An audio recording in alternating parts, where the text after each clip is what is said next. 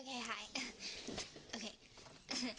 My name is Boxy. Most of you know me as, most of you know me as Boxy, I suppose. If you're watching this, you probably know me as Boxy. But, a lot of people don't know me as Moldy Lunchbox. And, so, yeah, that's my Gaia username on Gaia Online. And I told my Gaia Online friend, buddy, one second, I'm uncomfortable.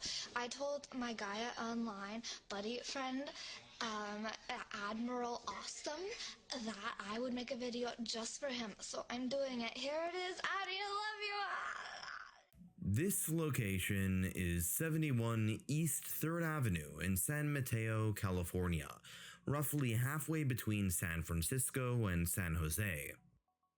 In this seemingly average commercial building is a pizzeria and Nemo's Sushi. If you ever walk past by this spot, make sure to do your duty as someone in the Bay Area and enjoy some broccoli on pizza.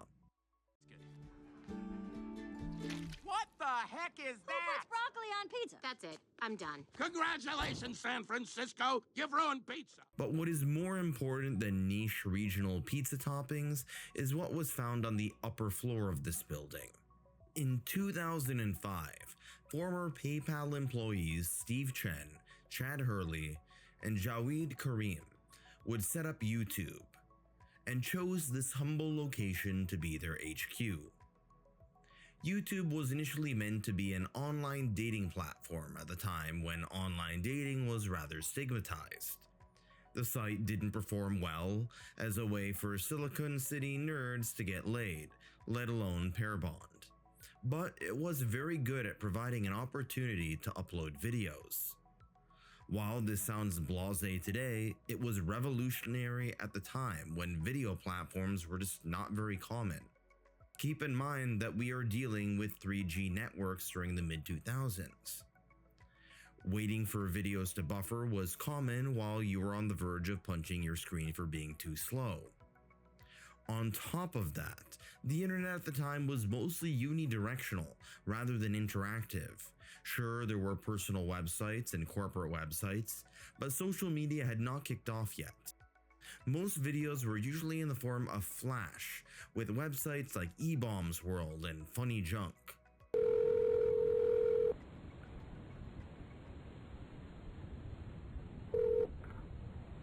Hello? Hello, is Avatar there?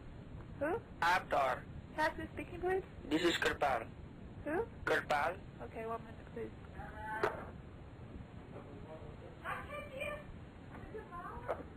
Hello? Hello?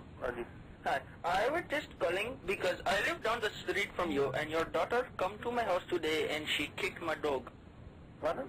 Your daughter come to my house today and she come on my property and then she kicked my dog and now my dog needs operation. Funny Junk would pioneer the world of viral videos with classics like "You Kicked My Dog." Yes, peak internet culture would be a cartoon about a pissed off Indian guy mad at a white girl for allegedly kicking his dog based off of a prank call by some teenager in Mississauga, Ontario. Today, Funny Junk is a figment of the past, as YouTube would transition into a video uploading platform. Famed for its easy-to-use interface at a time when many people were still not used to the internet. Ever meet a 65-year-old guy at work who doesn't know how to open up a PDF file? Well, that was pretty much everyone during 2005. That same year, Karim would upload the website's first video, Me at the Zoo, which involved the founder at the zoo, the San Diego Zoo to be specific. The video was a stunning 19 seconds long, and these 19 seconds included groundbreaking commentary on the fact that elephants have trunks and that the trunks are very long. While the content of the video was not remarkable, the ability to upload videos on the platform was. The ability to comment was also added, and the appearance and logo were updated. With the help of venture capitalists, the website had enough funding to grow rapidly. The company's slogan would switch from its original dating line of "Tune in, hook up," keep in mind there wasn't much hooking up, to broadcast yourself. The ability to quote-unquote broadcast yourself came along with Web 2.0, in which ordinary people would interact with each other and upload content on shared platforms rather than on personal websites. Like, sorry, Wienerville, but if I want to learn about wiener dogs, I can go to YouTube instead and not damage my retinas with GeoCities cloud wallpaper backgrounds. YouTube grew rapidly during the following year but faced a bit of a problem. It was constantly being sued as many people were uploading music, movies, TV shows, and other forms of intellectual property. To deal with the rapid growth and the corporate litigation, YouTube was bought by Google, and today it is the second most popular search engine after Google. Through this process, the original three founders faded into the background, getting to retire early with a pile of money that would make Scrooge McDuck envious. Given the track record of tech founders in public life, they are probably better off fading off into oblivion. Unlike Bill Gates or Elon Musk, there aren't any conspiracy theories about Chad Hurley using vaccines as a form of mind control. In 2007, the website would add ratings, tags, as well as a ranking system. This came along with a handful of viral videos, viral referring to the speed at which they spread. Classic examples were Charlie Bit My Finger, Charlie. Chris Crocker, Leave Billy alone! Dramatic Chipmunk, Star Wars Kid, Numa Numa, and Chocolate Rain. With the arguable exception of Chocolate Rain, all of these videos were pretty much just a bunch of vapid pap. Compared to in-depth analysis on a variety of complex subjects that I'd like to pretend I provide, a chipmunk looking rather weird is just not that impressive, although I will say that Chipmunk gets way more views than I do, so it's clearly doing something right. These videos were viral in the sense that their popularity spread rapidly like viral infections, as some viral outbreaks do have a similar lifespan to internet memes. They start off very small, then explode exponentially, and then oftentimes nosedive into oblivion. Old media started to take notice of the power of new media. One example was the South Park episode Canada on Strike. What exactly does Canada want? We want more money. While the main plot of the episode was actually about old media, specifically the 2008 Writers Guild strike, directly tied to Hollywood, the subplot was actually about new media, YouTube. It featured many of the viral videos I already named. At the end of the subplot, the YouTubers are rewarded with 1 million quote-unquote theoretical dollars, printed on plastic checks which are worth less than Monopoly money. The joke was that these people and or chipmunks got immense short-term notoriety, but were unable to get real monetary rewards for their fame/views. This would change with the YouTube Partner Program and revenue sharing, which would allow content creators to make money via ad revenue on YouTube. One of the first people to be hooked on to YouTube's ad revenue sharing program was Jodi Amy Riviera, more commonly known as the Venetian Princess, who got internet famous through the power of making parody songs of popular music artists from old media like Disney's Hannah Montana, aka Miley Cyrus. There was even an online cause of making sure that the Venetian Princess would not be surpassed by Miley Cyrus in terms of subscriber count, under the banner of supporting ordinary content creators rather than old media stars. Unfortunately for the Venetian Princess and her fans, this didn't turn out to be successful. What is quite remarkable is that many of these people who ranked very high at the time are now irrelevant.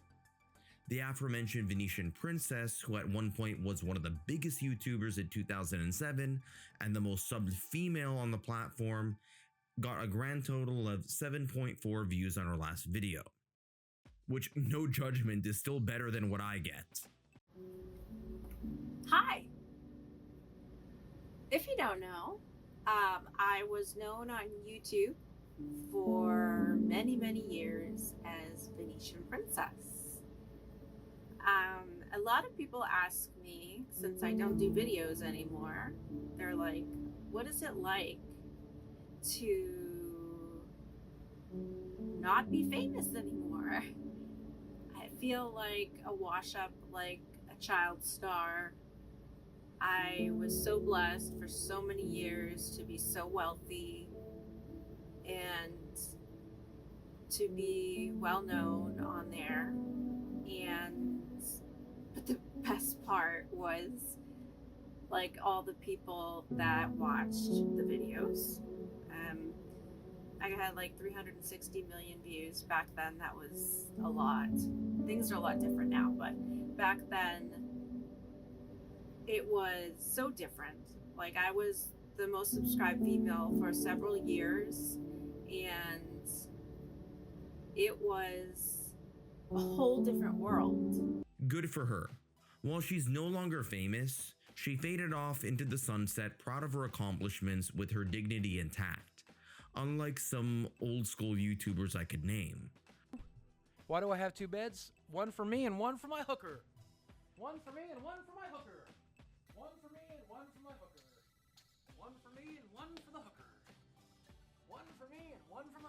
Speaking of Boogie2988, he too would be a major player on the website, doing a combination of video game reviews and recipes which involved Doritos and Mountain Dew. He would be known as the Mr. Rogers of YouTube for his wholesome persona until this happened. Because I don't have the fucking money. Let's to go. pay for the goddamn medication. Guys, he lost 24 pounds. 24 pounds. I get the money right back on. Congratulations, buddy. 24 is a big deal. I got the money right back on. No, you're not going to put it on. You lost it. Good job.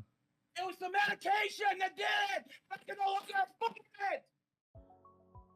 As with both old entertainment formats and politics, you either die a hero or live long enough to be a villain. Most of the people who topped the list at this time are now pretty obscure today. Lonely Girl 15 was one of the biggest channels at the time, and the first to reach 50,000 subs, which during the 2000s was a very big number. This channel essentially created a thriller series about an ordinary girl who ends up finding out about a blood cult in a series of blogs. Or vlogs. A handful of people managed to create well-produced, low-budget content in the style of vlogging. Today, the channel has just under 200,000 subs. Pretty modest compared to today's numbers. But you know, my channel has just under 4,000 subs, so maybe I need to start a blood cult and make a series on it to get those numbers higher. I'm not in any position to judge them. Lonely Girl 15 would also inspire the Green brothers, John and Hank Green, to set up their own vlog series, and today they run numerous highbrow educational content channels, as opposed to me, who has an educational channel which covers groundbreaking content on the history of the SpongeBob memes. In sharp contrast to most old school YouTubers who have faded into irrelevancy, the Green brothers have continued to be successful, in part because they have reinvented themselves. The first video I watched of them as a teenager was John Green eating a blendered Happy Meal. Today, they create a variety of educational content on a variety of subjects. They would also turn the website into somewhat of an IRL community through the use of VidCon, which would be the first online content creator conference starting in 2010. Another major YouTuber at the time was Peter Oakley, a British World War II vet, who told stories about his time as a radar mechanic, saving the free world against the forces of fascism via the power of fixing radios, long before people ever could upload their audio clips for the world to see, or hear more accurately. He became the most subbed person on the platform at the time, which was overwhelmingly used by millennials. Keep in mind, millennials during the 2000s were in their late teens and early 20s, and Zoomers were in their diapers. Gen Alphas didn't even exist. Peter Oakley was well aware of his age, and he even had the username Geriatric1927, 1927 being the year of his birth. It was common for many users at the time to add numbers to their channel name. Unfortunately, Peter passed away in 2014. A true legend. Without YouTube, Oakley's stories about the World War would have never been broadcasted to the public. This was what led Time magazine to declare the Person of the Year in 2006 to be you. Yes, you. And you, and you, and your uncle, and your houseplant.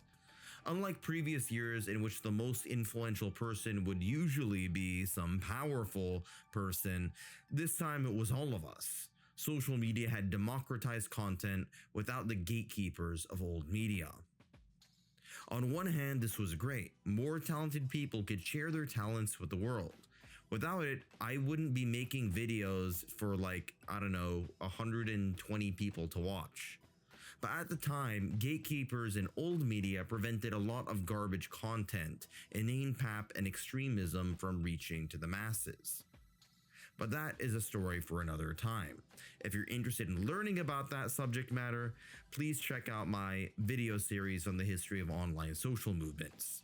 Speaking about the history of online social movements, the first major online social movement was the New Atheist movement during the mid to late 2000s. This arose with the Blasphemy Challenge, in which people denied the Holy Spirit, which according to some interpretations of Christian doctrine is an unforgivable sin and will send you straight to hell. The movement spurred flame wars between atheists and Christians, which essentially was the first major online rift between various different ideological factions. Now, to be clear, I'm not here to take a side on any of these debates. If you want to learn more about it, please watch my video series. I'd greatly appreciate it. It's only, 5 hours long. Shameless plug-in, I know. Many content creators from other websites would eventually move to YouTube, as internet platforms would become dominated by one major platform per service. During the 90s and early 2000s, there were plenty of different competing websites for each type of service. Yes, kids, there was a time when people actually gave a shit about Yahoo.com. The most well-known example of the transition from personal websites to major platforms was that of Smosh, a sketch comedy duo starring Ian Hecox and Anthony Padilla. I don't even know if I'm pronouncing their last names properly, I just know them as the Smosh guys. They started their own website back in 2002 with Smosh.com, before YouTube even existed. Like many video platforms for YouTube, they used Flash animation. Like many internet creator pioneers, they switched to YouTube and quickly became one of the most successful channels with their hit viral video dancing to the Pokemon theme song. Keep in mind that this was a few years after the rise of Pokemon Mania. If you want to learn about that, just check out my video on Pokemon Mania.